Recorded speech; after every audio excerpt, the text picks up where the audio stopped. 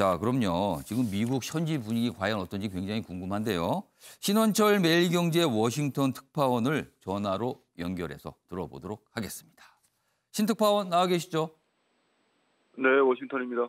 자, 먼저 가장 궁금한 거는요. 지금 미국 언론 보니까 바이든 민주당 후보가 몇몇 주에서 역전극을 벌이면서 지금 좀 우세하다 이런 반응 나오고 있는데요. 지금 현지 분위기는 어떻습니까? 네, 밤새 미국은 아찔한 롤러코스터를 탔습니다.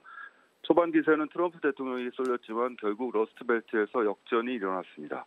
민주당 지지층은 환호하고 공화당 지지층은 허탈한 표정입니다. 그러나 트럼프 대통령이 승복하지 않으면서 재검표를 요구하고 소송도 준비 중입니다. 현재 바이든 후보가 공식적으로는 253명, 트럼프 대통령이 213명을 확보했고요. 바이든 후보는 앞서고 있는 미시간, 애리조나, 네바다에서 모두 승리하면 선거인단 270명을 확보하면서 당선을 확정 지을 수 있습니다. 조지아, 펜실베니아까지 이기면 최대 306명이 됩니다. 그런데요, 지금 개표 초기에 보면은 트럼프 대통령이 앞서고 있고요. 경합전은 상당히 치열한 접전을 벌였거든요.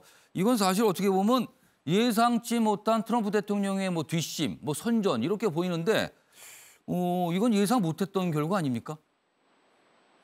예, 트럼프 대통령이 남부 플로리다나 텍사스에서 선전한 것은 사실이죠.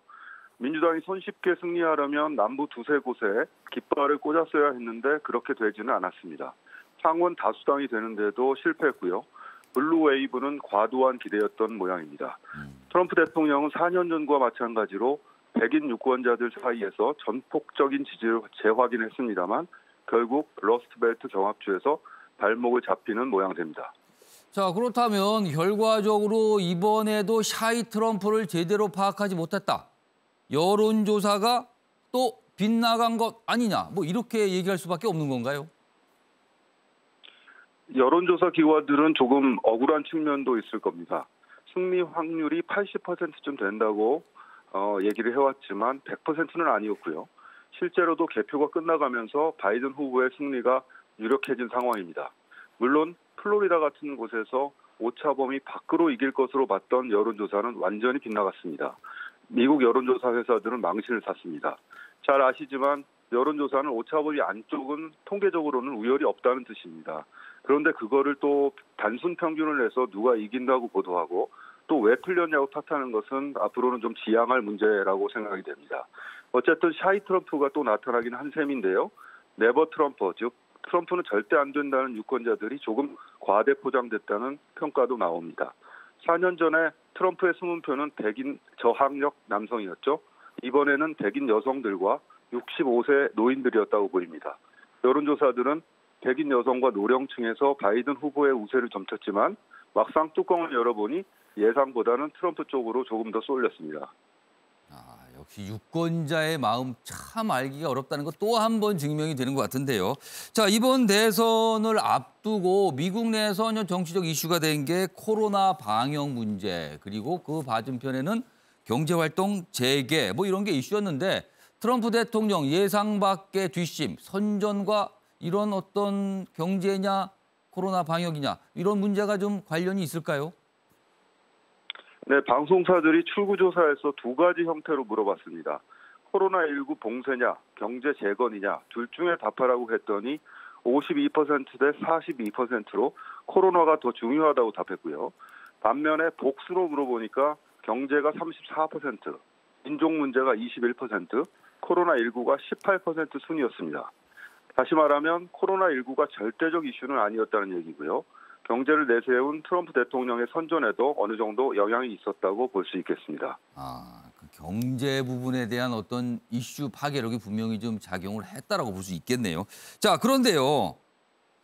전 세계가 기다리는 거는 당선자입니다. 누가 최종 당선된 건가. 그런데 문제가 좀 있습니다. 지금 트럼프 대통령이 아마도 불복을 작정한 듯합니다. 그렇다면은 이 우편 투표를 놓고 결국엔 소송전까지 가는 겁니까? 일단 현재 추세로 보면 바이든 후보는 펜실베니아를 빼고도 자력으로 270명을 확보할 수 있습니다.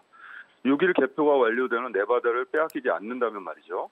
펜실베니아도 지금 따라가고 있는데 이길 가능성이 큽니다. 이러면 290명이 됩니다. 예. 트럼프 대통령은 일단 위스콘신에 대해서 재검표를 요구하고 나섰습니다.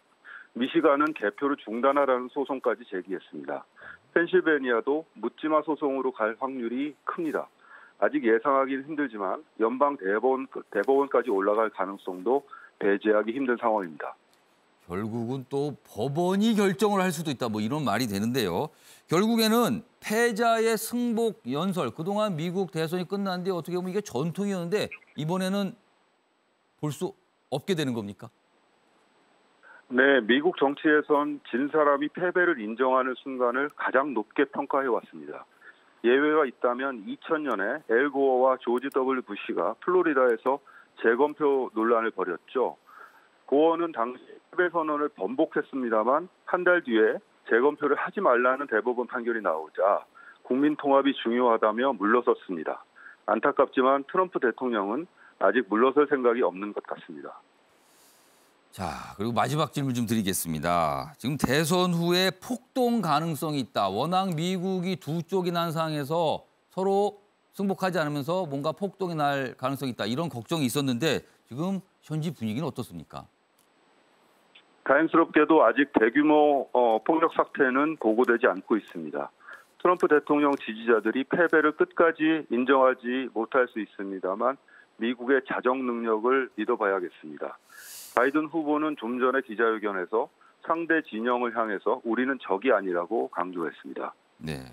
자, 오늘 말씀 여기까지 듣도록 하겠습니다. 지금까지 신원철 매일경제 워싱턴 특파원이었습니다. 수고하셨습니다. 감사합니다.